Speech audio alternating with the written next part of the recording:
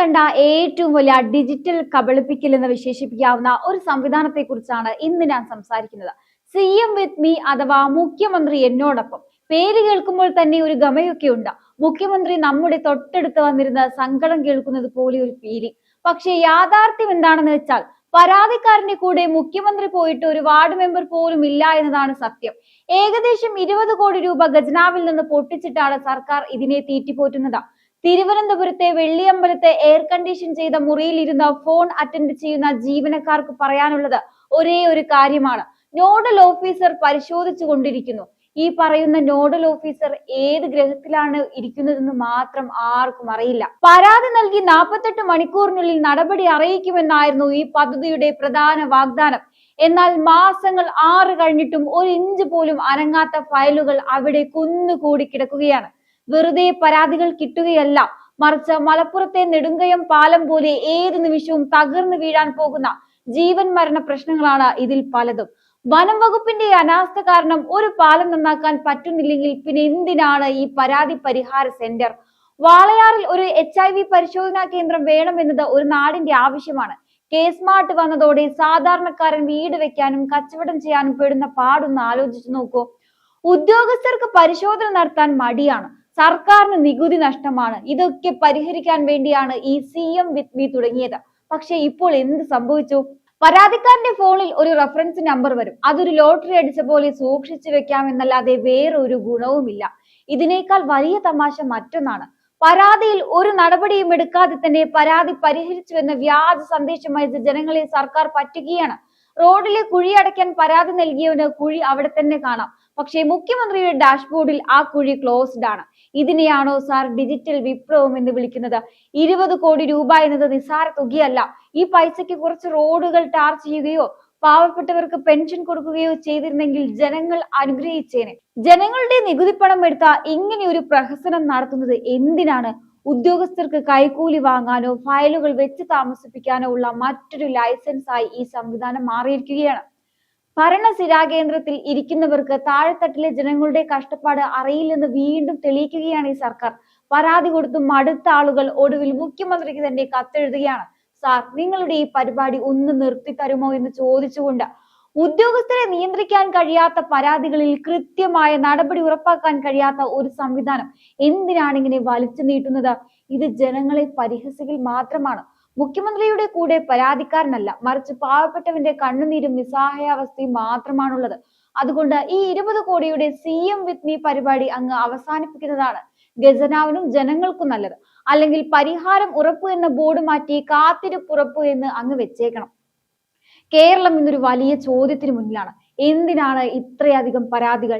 എന്തുകൊണ്ടാണ് ഈ പരാതികൾക്ക് ഒരു അന്ത്യമില്ലാത്തത്?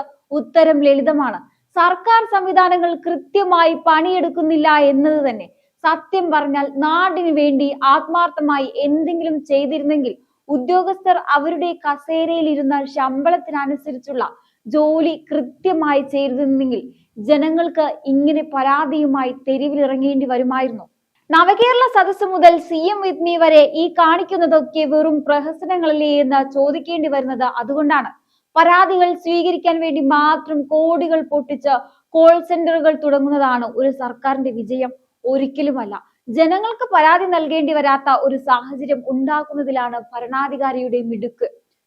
റോഡിൽ കുഴിയില്ലാത്ത അവസ്ഥയുണ്ടെങ്കിൽ, ആശുപത്രികളിൽ മരുന്നും ഡോക്ടറും ഉണ്ടെങ്കിൽ, സർട്ടിഫിക്കറ്റുകൾക്ക് വേണ്ടി വില്ലേജ് ഓഫീസുകൾ കയറിയിറങ്ങേണ്ടി വരുന്നില്ലെങ്കിൽ പിന്നെ ആർക്കാണ് പരാതി ഉണ്ടാവുക?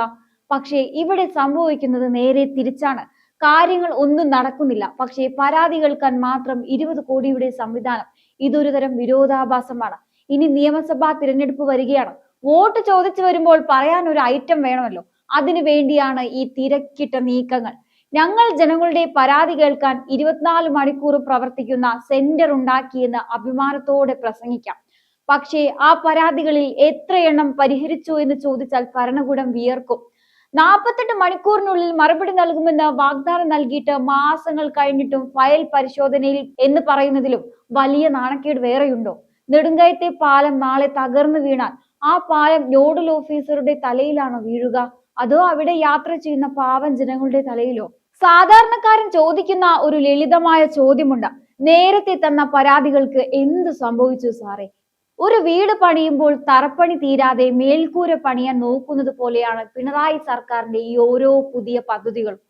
നിലവിലുള്ള സർക്കാർ സംവിധാനങ്ങളിലെ അഴുക്ക് നീക്കം ചെയ്യാനോ അവിടുത്തെ മെല്ലെപ്പോക്ക് അവസാനിപ്പിക്കാനോ കഴിയാത്തവരാണ് പുതിയ പുതിയ പേരുകളിൽ വോട്ട് പിടുത്തം ലക്ഷ്യമിട്ടുള്ള പരിപാടികളുമായി വരുന്നത്. ഓരോ വർഷവും ഓരോ പുതിയ പേര്. ആദ്യം നവകേരള സദസ്, പിന്നെ CM with me. നാളെ തിരഞ്ഞെടുപ്പ് അടുക്കുമ്പോൾ ഇതിലും മനോഹരമായ മറ്റൊരു പേര് വരും. പേര് മാറ്റിയാൽ പ്രശ്നം മാറുമോ? ലേബൽ മാറ്റി ഒട്ടിച്ചാൽ കുപ്പിയിലെ വിഷം അമൃതാകുമോ? നിലവിലുള്ള പരാതികളിൽ നീതി ഉറപ്പാക്കാൻ കഴിയാത്ത ഒരു മുഖ്യമന്ത്രിക്ക് എങ്ങനെയാണ് ജനങ്ങളുടെ കൂടെയുണ്ടെന്ന് അവകാശപ്പെടാൻ കഴിയുക? യഥാർത്ഥത്തിൽ ചെയ്യേണ്ടത് ഇത്ര മാത്രമാണ്. പുതിയ പദ്ധതികൾക്കായി കോടികൾ കളയാതെ കയ്യിലുള്ള പരാതികൾ തീർപ്പാക്കാൻ ഓരോ കൃത്യമായ വകുപ്പിനും സമയപരിധി നിശ്ചയിക്കുക. അത് ചെയ്യാതെ പുതിയ സംവിധാനം കൊണ്ടുവരുന്നത് ജനങ്ങളെ കബളിപ്പിക്കലാണ്. ഈ സിസ്റ്റം തന്നെ ഒരു പരാജയമാണ്. ഉദ്യോഗസ്ഥർക്ക് പേടിയോ ഉത്തരവാദിത്വമോ ഇല്ലാത്ത ഒരു നാട്ടിൽ എത്ര ആപ്പുകൾ തുടങ്ങിയാലും എത്ര കോൾ സെന്ററുകൾ ഉണ്ടാക്കിയാലും സാധാരണക്കാരന്റെ അവസ്ഥ മാറാൻ പോകുന്നില്ല. പരാതികൾ പരിഹരിക്കാതെ തന്നെ പരിഹരിച്ചു എന്ന കള്ള സന്ദേശം അയക്കുന്നത് ജനങ്ങളെ പച്ചയ്ക്ക് അപമാനിക്കലാണ്. വോട്ട് ചോദിച്ചു വരുമ്പോൾ ജനങ്ങൾ ചോദിക്കും, സാർ അന്ന് ഞാൻ തന്ന ആ റെഫറൻസ് നമ്പർ ഉണ്ടല്ലോ, അതുകൊണ്ട് എനിക്ക് എന്ത് ഗുണമുണ്ടായി എന്ന്. ജനങ്ങളുടെ ക്ഷമ പരീക്ഷിക്കരുത്. നാടിന് വേണ്ടി ഗുണമുള്ള എന്തെങ്കിലും പ്രവർത്തിക്കാൻ സർക്കാർ തയ്യാറാകണം. അല്ലാതെ ഈ പരാതി നാടകങ്ങൾ കൊണ്ട് മാത്രം വരാനിരിക്കുന്ന തിരഞ്ഞെടുപ്പിൽ രക്ഷപ്പെടാമെന്ന് കരുതുന്നത് വെറും മോഹം മാത്രമാണ്. പരിഹാരമല്ല, വെറും പ്രഹസനമാണ് നിങ്ങളുടെ ഈ CM with me ഭരണകൂടം എന്നത്. ജനങ്ങൾക്ക് സേവനം ചെയ്യാനുള്ള ഒരു ഉപാധി മാത്രമാണെന്ന് നമ്മൾ പലപ്പോഴും മറന്നുപോകുന്നു. ഇന്ന് ഒരു കാര്യം നടക്കണമെങ്കിൽ ആരുടെയെങ്കിലും ശുപാർശ വേണം, അല്ലെങ്കിൽ മുഖ്യമന്ത്രിയുടെ പോർട്ടലിൽ പരാതി നൽകണം എന്ന അവസ്ഥ വരുന്നത് ഒരു ജനാധിപത്യ സംവിധാനത്തിന്റെ പരാജയമാണ്. ശരിക്കും പറഞ്ഞാൽ ഓരോ സർക്കാർ ഓഫീസും ഒരു പരാതി പരിഹാര കേന്ദ്രമാകേണ്ടതാണ്. എന്നാൽ അവിടെയൊന്നും നീതി ലഭിക്കാത്തത് കൊണ്ടാണ് ജനങ്ങൾ ഇത്തരം ഹൈടെക് കെണികളിൽ പോയി വീഴുന്നത്. നമ്മൾ ആലോചിക്കേണ്ട ഒരു കാര്യമുണ്ട്. എന്തിനാണ് ഈ പുതിയ പുതിയ സംവിധാനങ്ങൾ? നിലവിലുള്ള നിയമങ്ങളും വകുപ്പുകളും ചട്ടങ്ങളും ഉപയോഗിച്ച് തീർക്കാവുന്ന പ്രശ്നങ്ങളല്ലേ കേരളത്തിലുള്ളത്? ഒരു പാലം പണിയാനോ ഒരു സർട്ടിഫിക്കറ്റ് നൽകാനോ വഴിയിലെ തടസ്സം നീക്കാനോ മുഖ്യമന്ത്രിയുടെ പ്രത്യേക ഇടപെടൽ വേണമെന്ന് വരുന്നത് എത്ര പരിതാപകരമാണ്. ഇത് കാണിക്കുന്നത് നമ്മുടെ ഭരണയന്ത്രം തുരുമ്പിച്ചു പോയി എന്നാണ്. ആ തുരുമ്പ് കളയുന്നതിന് പകരം പുതിയ പെയിന്റ് അടിക്കുകയാണ് സർക്കാർ ചെയ്യുന്നത്. കേരളത്തിന്റെ ഭരണസിരാ കേന്ദ്രം ഇന്ന് ഒരു വിചിത്രമായ പരീക്ഷണശാലയായി മാറിയിരിക്കുകയാണ്. ജനങ്ങളുടെ ജീവിത പ്രശ്നങ്ങളെ എങ്ങനെ ഫയലുകളാക്കി മാറ്റാം എന്നതിലാണ് ഇവിടെ ഗവേഷണം നടക്കുന്നത്. യഥാർത്ഥത്തിൽ നിലവിലുള്ള സർക്കാർ ഓഫീസുകളെയും വകുപ്പുകളെയും അപ്രസിദ്ധമാക്കുകയാണ് ഇത്തരം പുതിയ ഷോകൾ ചെയ്യുന്നത്. ഒരു വില്ലേജ് ഓഫീസറെയോ തഹസിൽദാരെയോ കൊണ്ട് പണിയെടുപ്പിക്കാൻ കഴിയാത്ത ഒരു ഭരണകൂടം മുഖ്യമന്ത്രിയുടെ പേരിൽ പുതിയൊരു വിൻഡോ തുറന്നാൽ എല്ലാം ശരിയാകുമെന്ന് കരുതുന്നത് ജനങ്ങളെ വിഡ്ഢികളാക്കുന്നതിന് തുല്യമാണ്. താഴെത്തട്ടിൽ നടക്കേണ്ട കാര്യങ്ങൾ നടക്കാത്തത് കൊണ്ടും ഉദ്യോഗസ്ഥർക്ക് രാഷ്ട്രീയ സംരക്ഷണം ലഭിക്കുന്നത് കൊണ്ടുമാണ് പരാതികളുടെ ഈ മലവെള്ളപ്പാച്ചിൽ ഉണ്ടാകുന്നത്. ഈ ചോർച്ച അടയ്ക്കുന്നതിന് പകരം വെള്ളം കോരിക്കളയാൻ കോടികൾ മുടക്കി ഒരു പുതിയ പാത്രം വാങ്ങുകയാണ് സർക്കാർ ചെയ്യുന്നത്.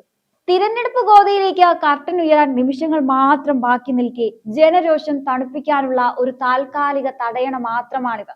ഞങ്ങളെല്ലാം കേൾക്കുന്നുണ്ടെന്ന് വരുത്തി തീർത്ത് വോട്ടുറപ്പിക്കാനുള്ള തന്ത്രം. പക്ഷേ മാസങ്ങളായി പരിഹാരം കാത്തു നിൽക്കുന്ന ഒരാളോട് പരിശോധനയിലാണ് എന്ന മറുപടി പറയുന്നത് അയാളുടെ ദാരിദ്ര്യത്തെയും കഷ്ടപ്പാടിനെയും അപമാനിക്കുന്നതിന് തുല്യം തന്നെയാണ്.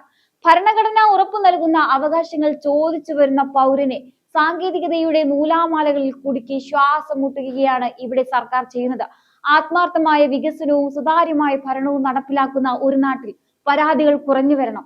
എന്നാൽ കേരളത്തിൽ അത് ഓരോ ദിവസം കഴിയുന്തോറും വർദ്ധിച്ചു വരികയാണ്. ഇതിനർത്ഥം സർക്കാർ നടപ്പിലാക്കുന്നു എന്ന് പറയുന്ന പദ്ധതികൾ പലതും താഴെത്തട്ടിൽ എത്തുന്നില്ല എന്നാണ്. ഈ പരാജയം മറച്ചു പിടിക്കാനാണ് പുതിയ ലേബലുകളിൽ പരാതി പരിഹാര കേന്ദ്രങ്ങൾ വരുന്നത്. ജനങ്ങളുടെ കണ്ണീരിന് മുകളിൽ കെട്ടിപ്പൊക്കുന്ന ഇത്തരം പ്രഹസനങ്ങൾക്ക് അധികകാലം ആയുസുണ്ടാവില്ല. തിരഞ്ഞെടുപ്പ് അടുക്കുമ്പോൾ ജനങ്ങൾ ചോദിക്കാൻ പോകുന്ന ചോദ്യം എത്ര പരാതികൾ വാങ്ങി എന്നല്ല, മറിച്ച് ഞങ്ങളുടെ എത്ര കണ്ണീരൊപ്പി എന്നായിരിക്കും.